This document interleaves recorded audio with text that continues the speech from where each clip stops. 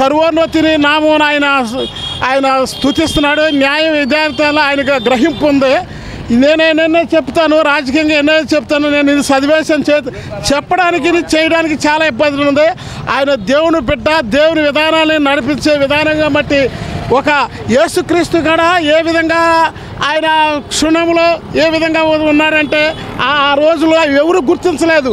ఆ విధంగా ఆయన ప్రభుత్వం అన్ని విధాలుగా చేయాలి, శ్రేయస్గా ప్రతి ఒక్క మానవుడు కూడా శ్రేయస్ కావాలని ఆయన ఉద్దేశం కలిగి ఉన్నాడు.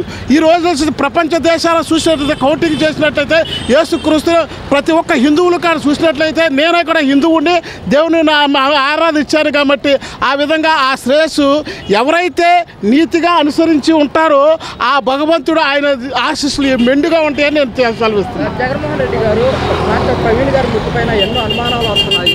ప్రభుత్వాన్ని కూడా నేను డిమాండ్ చేస్తున్నాను కూడా జగన్మోహన్ రెడ్డి గారు అలాగే క్రైస్తవ సంఘ నేతలు కూడా డిమాండ్ కూడా చేస్తున్నారు. మీరేమంటారు? ఈ లోకం చూసినట్లయితే, లోక విధానాలు చూసినట్లయితే సాతానికి సమూహమైంది ఈ లోకం.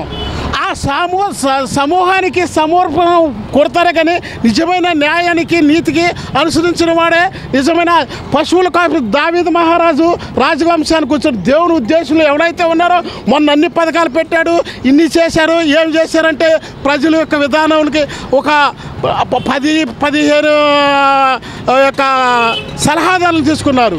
ఆ సలహాలు కొన్ని విధాల తప్పిదం జరిగింది బట్టి ఈ ప్రభుత్వం ఇంకా మేలు చేస్తుందని ఉద్దేశంతో వచ్చారు. ఏ ప్రజల యొక్క మానవుడు కూడా చూసినట్లయితే కష్టం యొక్క విధానానికి మంచి న్యాయం ఉన్న చూస్తుందో ఆ విధంగా ప్రజలు గ్రహిస్తారు.